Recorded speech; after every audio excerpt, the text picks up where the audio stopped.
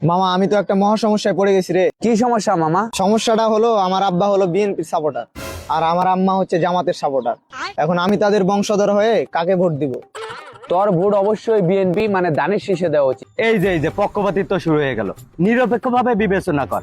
আমি নিরপেক্ষভাবে বিবেচনা করে বলছি তোর ভোটটা জামাতকে দেওয়া উচিত। ওই দেখ মামা, ওই নাকি নিরপেক্ষ। তোরা দুটাই তো দালাল। রাজু তুই এদের কথা শুনিস না, তোর যাকে মন চাই তুই তাকে ভোট দিবি। কিসের ভোট? কোনো ভোটই দেওয়া উচিত না। ভোট দেওয়া উচিত না মানে একজন সচেতন নাগরিক হিসেবে সবারই উচিত ভোট দেওয়া। রাখ তো সচেতন নাগরিক, সব শালারা বাটপার, গঠন করে সরকার। এই ওর কথা বাদ দে তো। এ রাজু শুন, তোর সমাধানটা আমি দিতেছি। তুই কাকে ভোট দিবি? তুই অবশ্যই বিএনপি কে ভোট দিবি। কেন বিএনপি কে ভোট দিবি?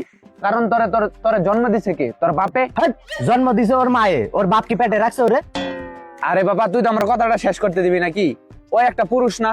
ওর বাপ কি পুরুষ? ওই তো পুরুষ, তুই পুরুষ না? তোর বাবা পুরুষ, তুইও পুরুষ। তাছাড়া আবার তুই তোর বাপের মতো দেখতে। তাহলে তুই অবশ্যই তোর বাপ যেটা করে তুইও সেটা করবি। তুই অবশ্যই ধানের শীষে ভোট দিবি। ঠিক ঠিক, এই প্রথম তোর কোনো কথায় আমি যুক্তি খুঁজে পেলাম। এবার আমি বলি, সন্তানের প্রতি কার বেশি দরদ থাকে, বাপের না মায়ের? অবশ্যই মায়ের। তাহলে তোর মা যে তোর 10 মাস 10 দিন পেটে রাখছে, তোকে তোর মায়ের কথা শোনা উচিত। তোর ভোটটা দাঁড়িপাল্লাই দেওয়া উচিত। ঠিক মামা ঠিক, তোর সাথে আমি সহমত। কি যে একটা মুসিবতে পড়লাম। আচ্ছা, জামাত বিএনপি বাদে আর কোনো দল নাই? আছে তো মামা, একটা বড় দল আছে। কোন দল? ভোট না দেওয়া দল। মানে তুই কি বলতে চাস? মানে বলতে চাই একটা দল আছে, 12 তারিখ কোনো ভোট দিতে যাবে না, ওই দলের লিডার আমি। বুঝে গেছি রে, বুঝে গেছি। তুই যে কোন দলের দালাল সেটা বুঝে গেছি। এর কথা বাদ দে তো বাপ। রাজু শুন, 12 তারিখে গিয়ে তোদের বাপ মা নিয়ে ধানের শীষে সিলটা মেরে আসিস। হাট, আবার ধানের শীষ বলিস? এই মামা শোন, দাড়িপাল্লা ছাড়া কোনো ভোট হবে না। কি যে একটা মুসিবতে পড়লাম। মামা সাব্বির, এ আমিন, তোরা থামতো। এ রেজওয়ান, তুই বলতো ভোটটা আমি কারে দিব?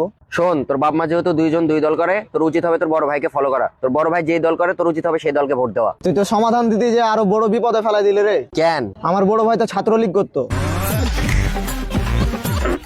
এই জন্যই তো না করতেছি, ভোট দিতে যাওয়ার দরকার নাই। আচ্ছা মামা রেজওয়ান, তুই কাকে ভোট দিবি? যারা দেশের উন্নয়ন করবে আমি তাদেরকেই ভোট দিব। তোর কি মনে হয় কারা দেশের উন্নয়ন করবে? যারা নির্বাচনে পাশ করবে তারাই দেশের উন্নয়ন করবে। তোর কি মনে হয় কারা পাস করবে? দেখ, তোর কি কোনো বেসিক সেন্স নাই? যারা দেশের উন্নয়ন করবে তারাই তো পাশ করবে। রেজওয়ান কি বলতে চাচ্ছে আমি বুঝছি। উন্নয়নও করবে জামাত, পাশও করবে জামাত। তুই জামাতকে ভোট দিবি। কসু বুঝছো? রেজন বলতে চাইতেছে পাস করবে বিএনপি, উন্নয়নও করবে বিএনপি। তোমরা দুইজনে কচু বুঝছো। রেজন বলতে চাইছে রেজনকে যারা টাকা দিবে রেজন তাকেই ভোট দিবে, আর তারাই পাশ করবে তারাই উন্নয়ন করবে। আমি ভালো আছি, কোনো ভোট দিব না, ক্যাসালো নাই। ও, এখন বুঝলাম তুই কেন ভোট দিবি না। কেন?